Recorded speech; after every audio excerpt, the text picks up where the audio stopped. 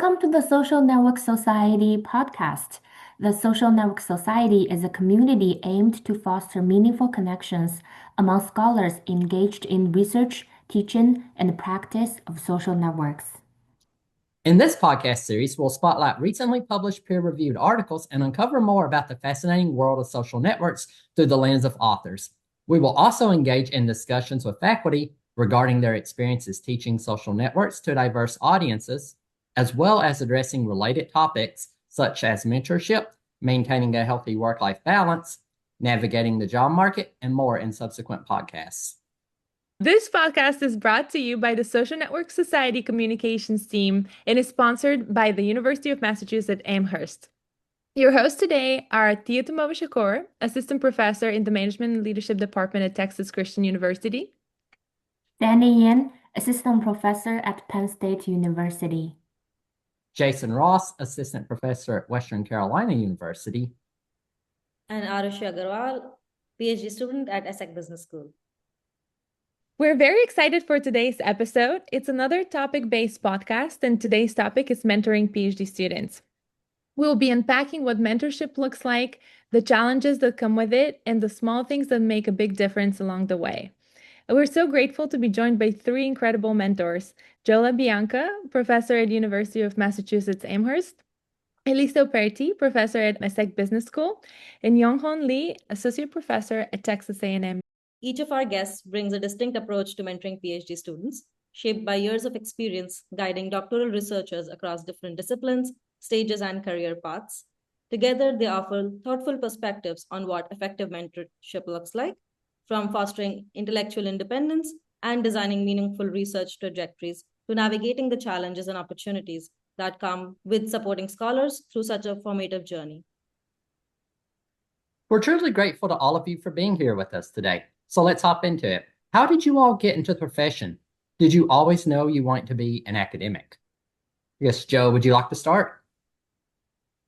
I absolutely didn't want to be an academic. I told everybody I was going to be a business consultant, and all my undergraduate professors kept laughing at me and telling me that I was going to be an academic and that they'd see me soon. So basically, they cursed me. And after a couple of years of the work world where I realized these people just do stuff, but they don't think, I realized, okay, I better go back and become an academic like they told me to. Yeah, like Joe, I didn't plan to be an academic. In fact, I tried to work as an industrial engineer and then I tried investment banking. But then ultimately I realized that I enjoyed a lot doing research in my master thesis. And if that could be a job, it was possibly better than any of the things I tried during my career. And so I went back to do my PhD. My story is more not so interesting because my parents were academics. So that was the only thing that I learned from them.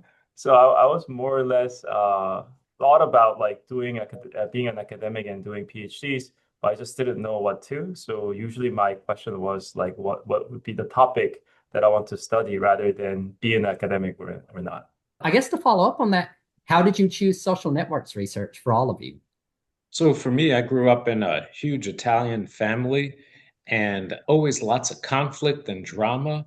And when I was learning about conflict in my psychology courses, it was either dyadic, one-on-one conflict, or intergroup conflict, Palestinians versus Israelis. And I thought, this doesn't match what I see, certainly in my family, where you have third and fourth parties and fifth parties all getting involved in either accelerating the conflict or mitigating the conflict. And why are we not studying it from a social network perspective? And that was how I originally decided to go into social networks. Yeah, in my case, I trace it back to when I was in industrial engineering and I was studying technology interdependencies in project management and how they shape performance in teams. And I realized like the technology interdependencies don't explain anything out of that, but a lot of the people interdependencies and all engineers ignore those. And so I was like, can we study like interdependencies between people and can we model that? And I was lucky that there was a professor even in engineering school that said, well, there's social networks, probably you want to look at that. And all of a sudden I discovered a new world. And once you see the ties as a context between people, then you cannot forget that they are there and they matter. And that stayed with me.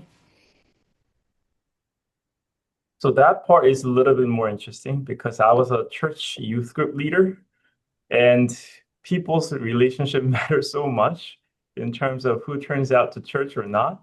So that's where I got interested in relationship. But more substantively, the first graduate course I stumbled upon was reading Mark Renover's Paradox of Embeddedness, and I was so sold by the idea, so I decided to pursue that topic. Thank you all. Now, Danny will get into some of the questions about mentoring. Yeah, thanks all for sharing this. So let's dive into mentoring. The first questions we want to ask and we're curious about is what is the most valuable lesson you have learned since you began mentoring PhD students? I could go first. I don't have too much experience, to be honest, so I'm very honored that I'm part of this. One of the lessons that I learned, and I'm trying to stick with that, is you need to let students have their voice. The mentoring is different from teaching in a sense that like the job and the goal is to let the students find their voice and sort of structure in a way that it can be communicated to other people. So I think that's the lesson that I learned and trying to stick with that. Can I ask a follow-up question about this? So like when you say voice, what do you mean like specifically? Their ideas, which may Mhm. or may not be the one that I have, I may agree or disagree with that, but I need to give them a space where they can express that and pursue that, even though I sometimes feel like that route or that direction may not be so fruitful. But it's important for them to realize that on their own terms rather than me saying just like, don't go there. Mm. Okay. So if even if you disagree, you would still give them a chance to explore the ideas or the opportunities they identify. Exactly. Gotcha. Great. Thank you. I think personally, one of the lessons I learned was that before I was very focused on the academic trajectory and on the speed. And later I understood that I have to sort of look at the whole project of the PhD student, including the life and work-life balance and personal aims are very important. And not all of us are in this with equal access and equal benefits. Some of us, just for visa reasons, or have a much more complex life and finding a job. And the more you consider the personal relationship, the family, and try to put all of this into the academic project, the better it is also like in terms of academic ambition, but also in terms of personal relationship and also like shaping what a good job market outcome could be. That is not the same for everyone. And I think some of us are very privileged that we will always like do things without worrying of what is our passport and what is our schedule and what we can afford economically, but not all of us are equally prepared and look at the market and at the world with the same perspective, and taking that into account helped me greatly, hopefully, to be a better mentor. Yeah. Like grateful for this perspective because as a international student studying in the US, I totally relate to that. There's a lot of things I worry about in terms of the future trajectories. So like having a mentor who supported me in that way was really valuable. Thank you, Elisa. I think for me, it's trying to strike a balance between how hard can I push a person, because this is the hardest degree to get and it's painful to learn. And you want the person to keep going and persist. And on the other hand, to me, it's also the most emotional degree that you can have. I personally, when I was doing my PhD, wanted to quit twice.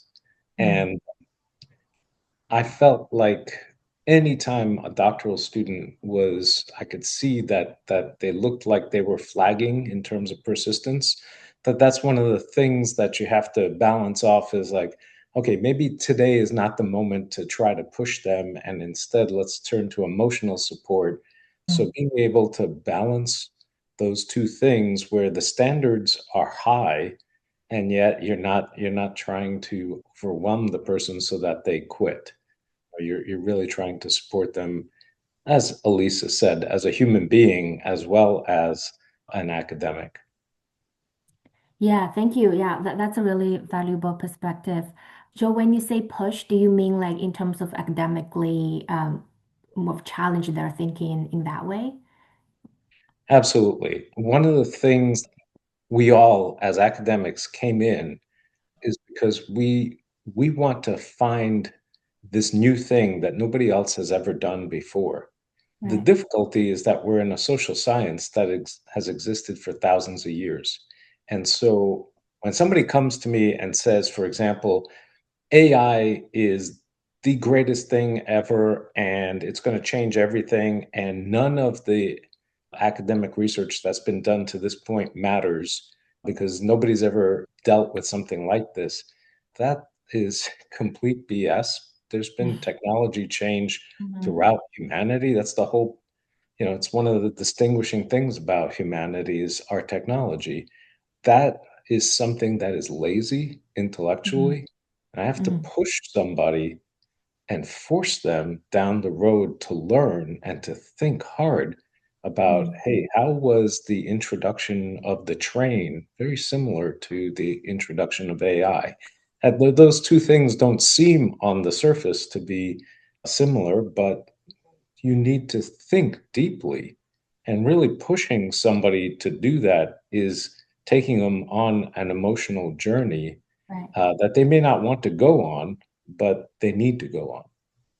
Yeah, yeah, especially for a like PhD student who gets into the good idea and they feel like that's a good idea and they need that kind of a challenge to help them think through different aspects. Yeah, so that's a really good point. And so a follow-up question to all of you is, what do you think are the most important skills for PhD students to develop, and how do you help them to do it?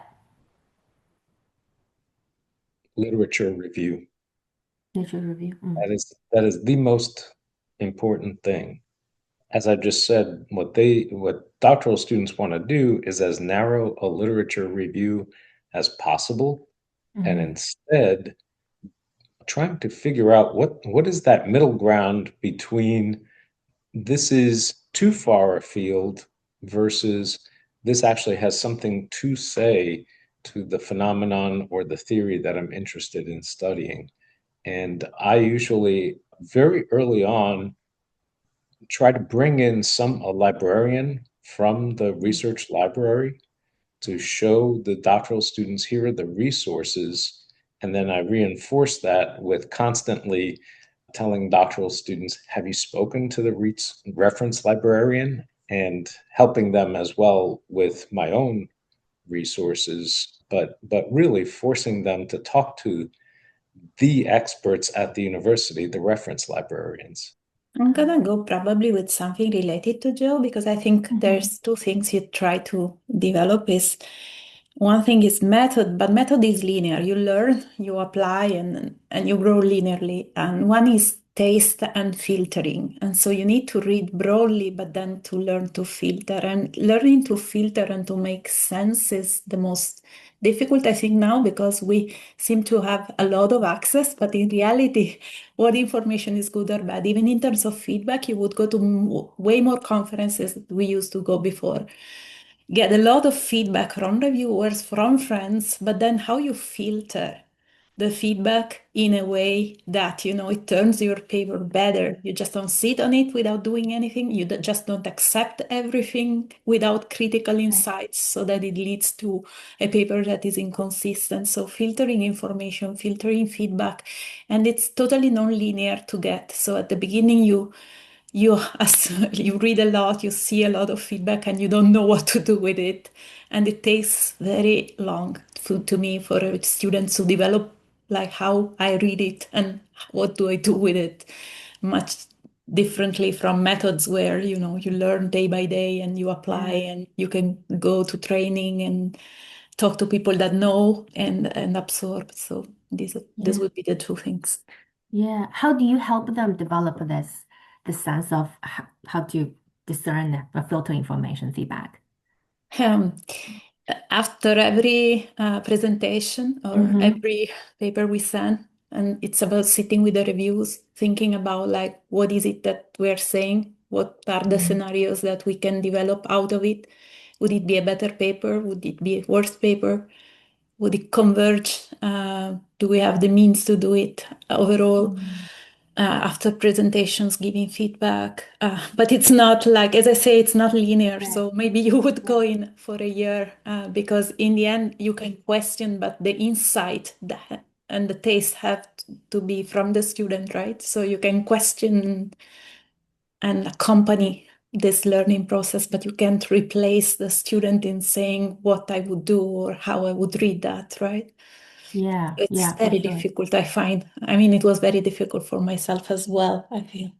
Yeah. I think I'm still trying to learn this aspect because like every day you got so much feedback and trying to discern which one is something that I want to take on and yeah, so really appreciate that perspective. Thank you.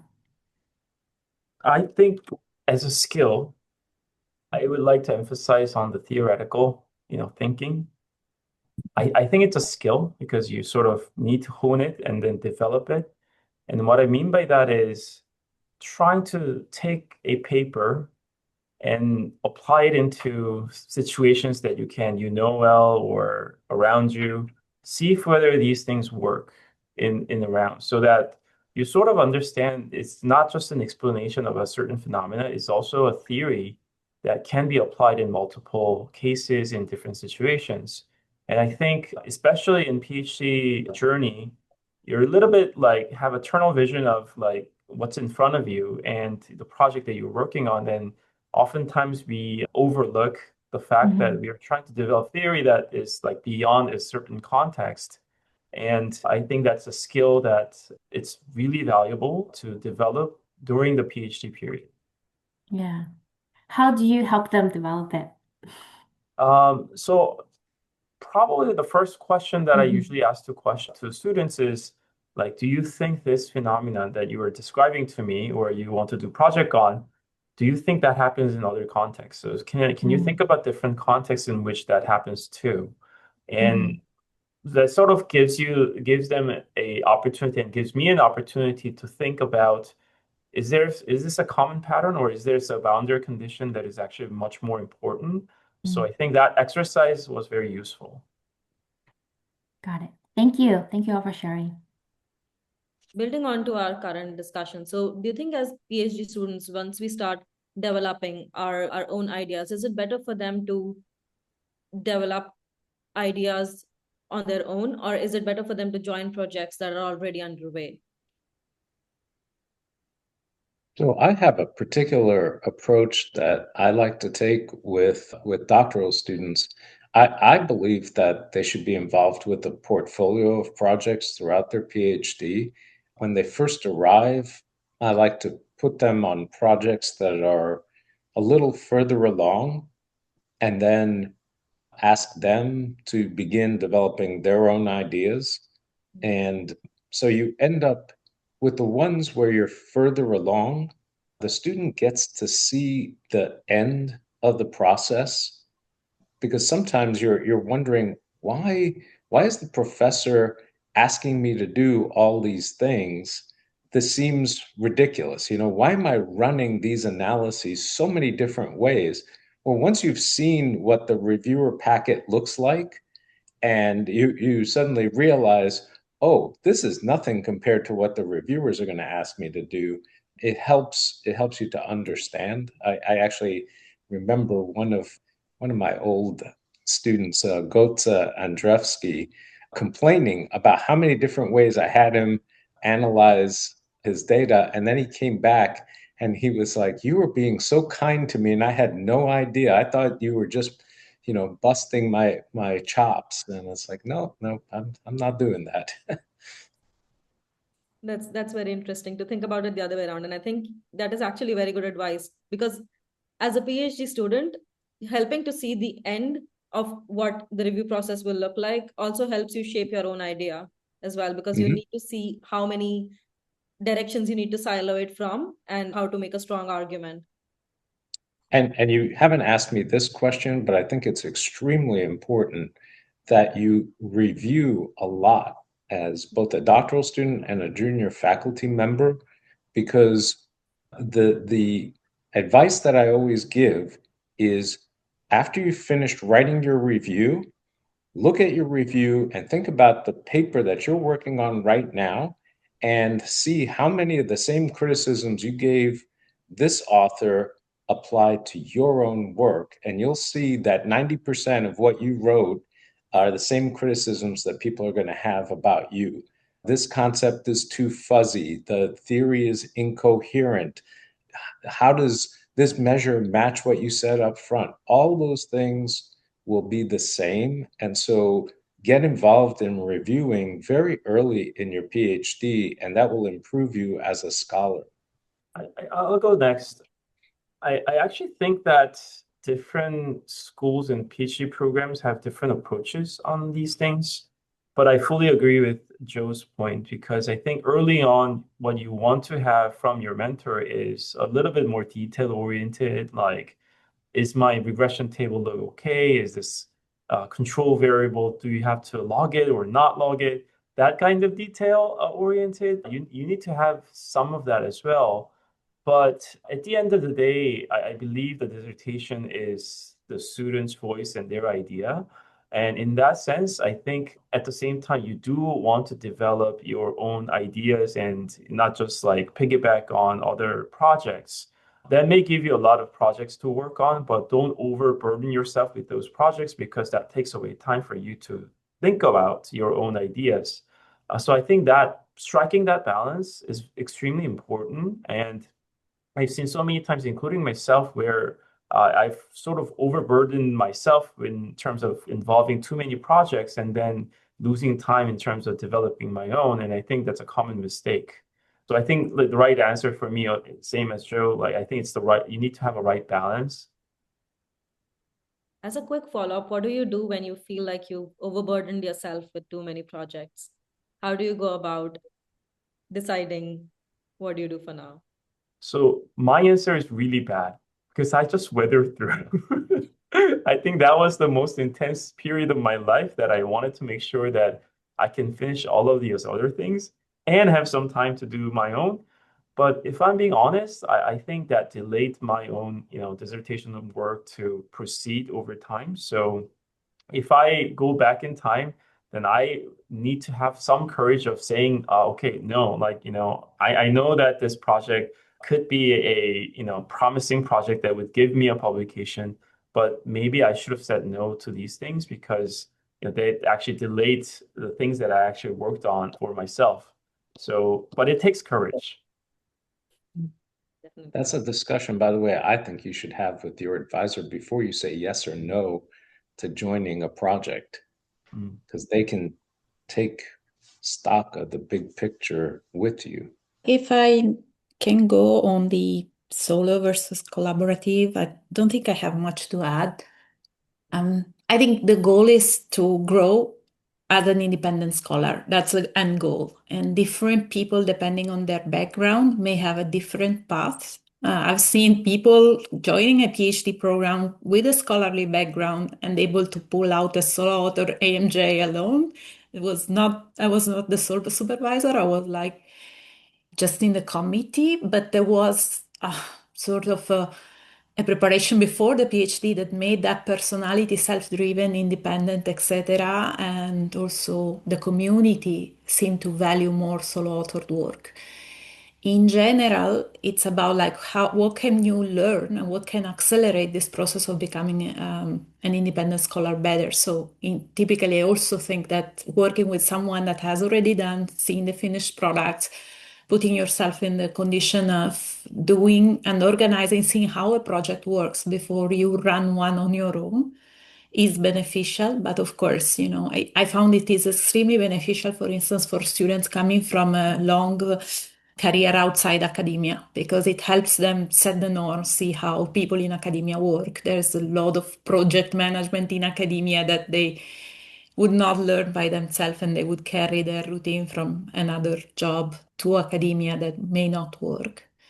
but it's very hard to find the perfect recipe. I think when you become overburdened, but Arushi, you know it because we do it. It's also about discussing when to stop. And when we decide the idea was good, but the data are not good yet, and we don't have the resources to. So defining criteria with your advisor to see, okay, for the moment I explore, for the moment we open, but at some point we close the exploration and it won't be a paper or involving someone else in the decision. But not overcommitting is very important as well. Like, too many small projects won't bring you to a job market or to a good portfolio. Thank you. These are wonderful responses.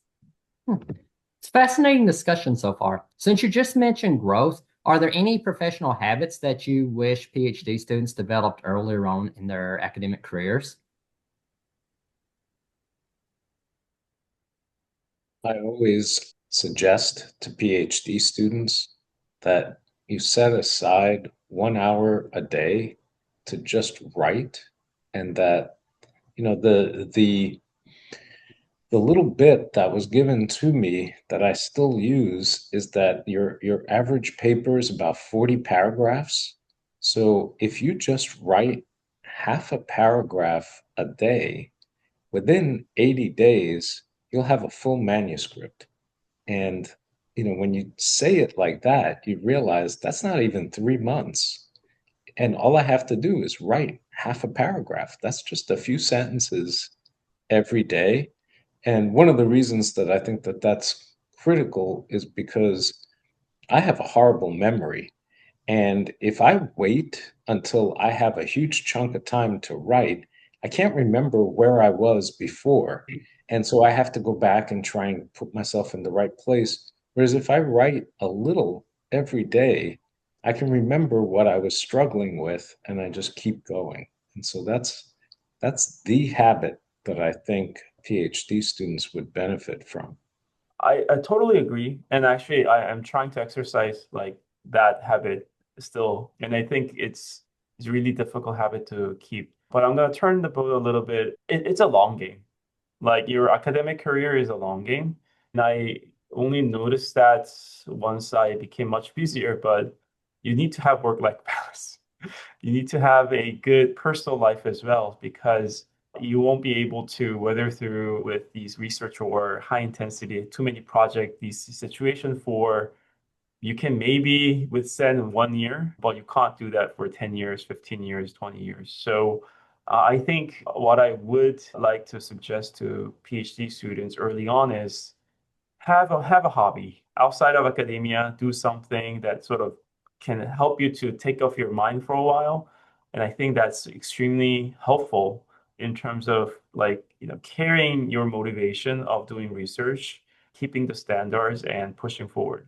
Yeah, I think Joe picked my suggestion about writing, and I would say write also without AI, because now it comes so easy. I see young PhD student immediately throwing themselves into the machine and not understanding that you have to develop the skill, and the skill takes time. So I'll go for a second one. It's like build your social circle. People would read, and it could be peers, right? PhD students or junior professors you're going through. People you would feel comfortable in sending an introductions and getting a quick idea or a feedback on the idea. So after you write a paragraph, not all paragraphs, but once in a while, you know that that person is going to provide good feedback, and also provide good feedback to them, because, a good community is take and give, and this reciprocity, and because it's a social world, right? And it's difficult. So you share your writing, but also you share the stages of the PhD where you are at, and you will understand that there are things in common. Maybe also new projects are born out of being in common, and you develop the habit of giving feedback, taking feedback by having a safe circle around you. Sometimes it won't be in your institutions. The worst thing I see in juniors is those that leave the profession in a competitive way. And that's like, I study competition and collaboration, but I don't know, it's a profession that you have to learn your place and you have to learn to build your circle and benefit from it. Competition may give you some motivation, but in the long run, it turns it into a zero-sum game, and I'm not sure we are here for that. Yeah. So build your circle. So I guess as a follow-up, how would you suggest people build their circle of people that they can trust and and support them? I think, start from your PhD mates, obviously. Now, AOM communities, SNS, these are all great opportunities where you can see people in your circle, in your topic area. Often your advisor may have, or your co-authors may have suggestions, or may have seniors that were in their circle that now have students that can be in your circle.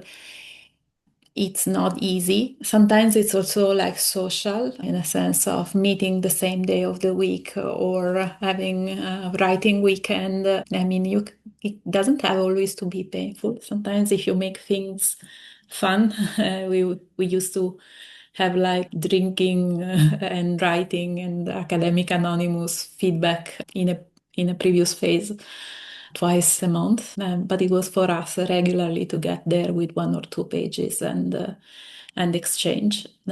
So I think it's start close, fill your topic, and if you have an opportunity, build some social rituals around that would also make it pleasant for people to come back. I know maybe it really depends on your institution. I would also be seeking out the people that tell you the truth. I don't know if you've noticed this, but sometimes you hand your stuff to somebody and they say, "This is fantastic." That's so unhelpful because that's not what the reviewers are going to say. You want somebody that is going to be your reviewer too, but that cares about you. So in my PhD, to what Elisa was saying, I always knew that I could hand my stuff to Ajay Mehra, for example, and he was not going to pull any punches. He was going to say, "This is all garbage," and he cared, and he would argue with me, and he would help me to hone my arguments, and I would reciprocate. So you want to find the people that are not afraid to tell you the truth and that actually know the truth. That's the other thing. Speaking of building networks, how do you help students develop networks for research collaborations? Or do you believe that that's a skill the students should develop on their own? Let me answer that and the previous question a little bit. So I think, this is actually related to the research that I'm doing, research program that I'm trying to pursue. I think in a lot of cases, people sort of under or overestimate the importance of reaching out to like strangers or people who you don't know very well. And I find, especially PhD students who are seeking, oh, maybe we should network with other people, find new people to work with. I think PhD students fall into that trap a lot. So initially, I think it's much better to build a very trusted network who can actually tell you the truth. And I think what Joel was talking about is you need to have a very trusted, like it doesn't have to be your collaborators, it could be advisors or like other people, but you need to build that trust. You need to be, which also implies that you need to be a nice person too, like nice person, but telling the truth. But having said that, I think once you have that and once you have settled with your own work, I think that's when you should start to reach out to other people and find opportunity. And because, especially as a person who's starting off, it's really difficult to think about how your careers will pan out over the years. And sometimes we get a little bit too anxious about like, oh, maybe I should reach out to other people, make it diversified. But I think without the core of your expertise before you develop your own expertise and so on and so forth, it could be like really demanding because it could pull your time, your energy apart. And I can imagine that all of us had like bad experiences of, working with people who we didn't really click. And that could be a really pain in your career. So make sure that you have that trusted confidants around you before you think about like reaching out to new people and branching your network out. I know that for myself, when I'm working with a doctoral student, I'm always asking do they really need to collaborate with somebody else, or do they need to do this themselves? Because every time that you add a collaborator, you're also introducing the costs of collaboration as well. And so, to Yonghoon's point, you don't want to be doing this willy-nilly, or especially early on when you're trying to develop your own expertise. If I feel that they really need somebody's expertise because the question they're asking demands it, then I'm the one that is pulling the collaborator into the project and introducing the doctoral student to the collaborator. And that's constantly happening throughout the network of the academy. Yes, I'm pretty aligned. I think when I first discuss collaborations with a student, I first consider skills and skill sets and what is it that we need, and then think about the network or the person. So that's a conversation that, to me, is consequential to what are we trying to achieve, what the project needs, and then thinking about who is the best person if we cannot pull this together because we lack knowledge. From my side, for instance, I'm not a micro person, so it happened in the past with a student that we ended up being supervisor and supervisee for a series of circumstances that I was pushing for her to get at least another more micro co-supervisor, because I felt that if she wanted to pull out the project she had in mind, I would not have had the competencies. And then, from her network also to try to develop the competencies she would need, but competencies and project first, and then sort of not being strategic in networking with foreigners or with specific people having specific roles. No, not at all. At least from my perspective, it's. Well, there are other ways, though, for doctoral students to build their networks, doctoral students and junior faculty, that are not necessarily bringing people into research collaborations, at least in the short run. The academy already provides a lot of fantastic mechanisms for that. Symposia, putting together a PDW on a topic, or even going as far as hosting a conference. Any of those are fantastic ways of building your network. And over time, if you do that on a regular basis, collaborations with others will just flow naturally because you're gathering people who have similar interests to you. And especially if you go out with them as you're doing these activities, you'll just naturally fall into collaborations. As a transition to a more of a closing question, some of us are just starting to mentor PhD students, and we're wondering, like, what advice would you give to junior faculty who just started? And a lot of the advice you just gave apply here, but is there additional things that you would have done maybe back then as a junior faculty, or the things that you would not have done? Any advice would be appreciated. I'm going to go last on this question because I have so many both good and bad things that have happened. I'll let the folks that are closer to the junior faculty stage answer. Okay, let me do that then. I think I'm the one. So what advice should I give to junior faculties mentoring students? Definitely, it's costly. Definitely, it takes time, like material time, but also your energy as well. Like it will take away a lot of your time. And sometimes you would wonder that, is this a good use of your time? Like I have my own stuff to do. And if I do it myself, I will be much faster, much better in terms of the work output. Because I have actually had that question a lot to myself. But if I have to talk to like Yonghoon maybe 5 years ago, 6 years or 7 years ago, I would say there is a tremendous joy once that person become a, so to speak, an independent scholar. And I think that that was the first time that I felt that I'm actually more excited and happy than my own paper getting, accepted and published.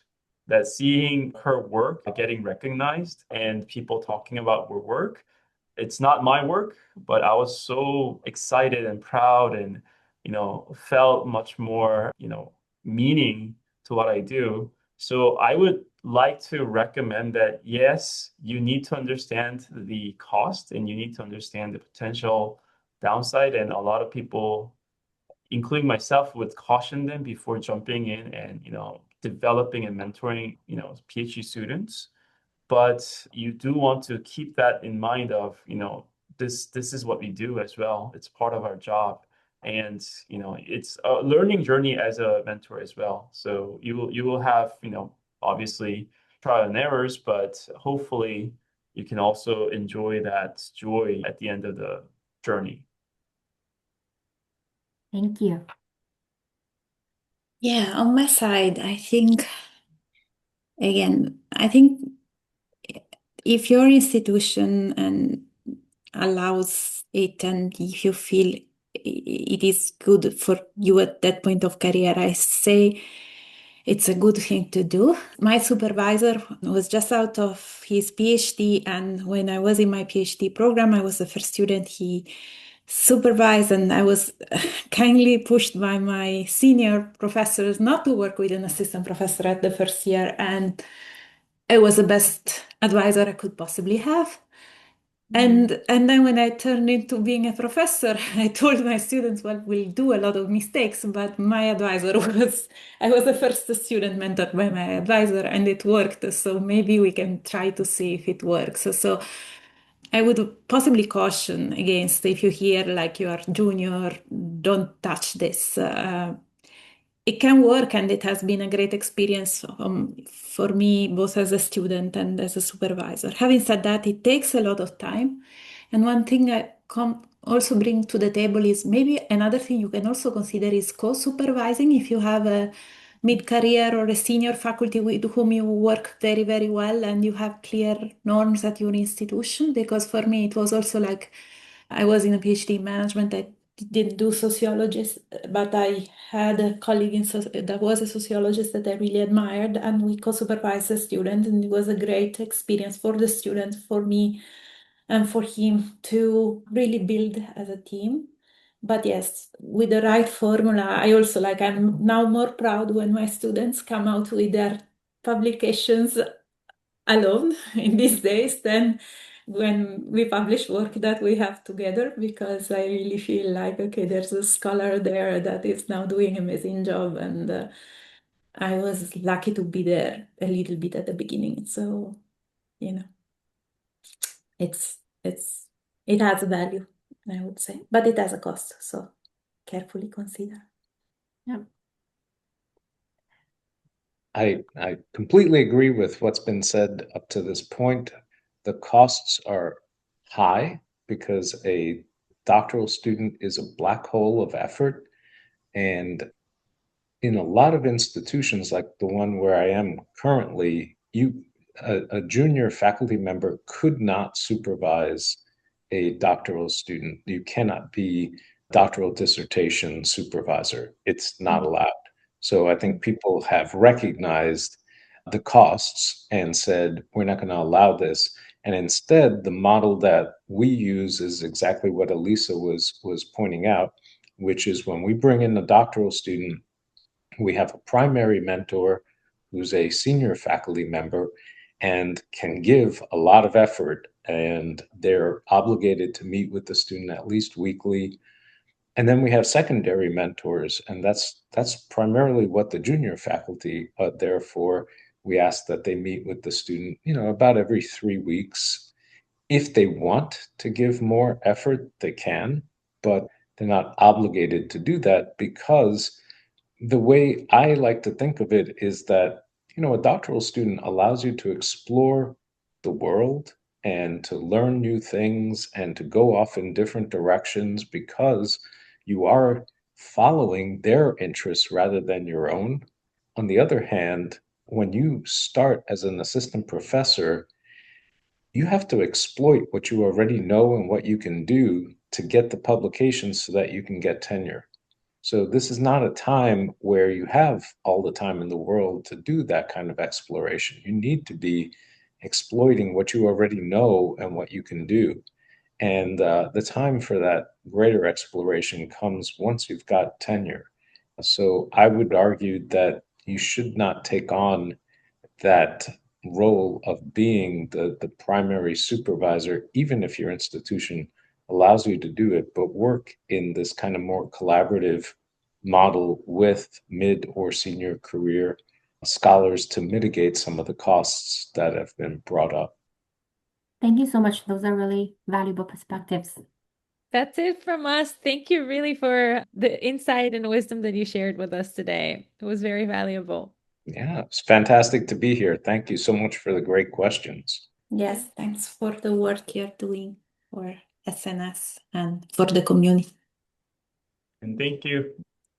We loved talking to Elisa, Joe, and Yonghoon, three absolutely inspiring academics and mentors, about advising PhD students. We took so much from the conversation and hope that all current and aspiring mentors in the audience did too.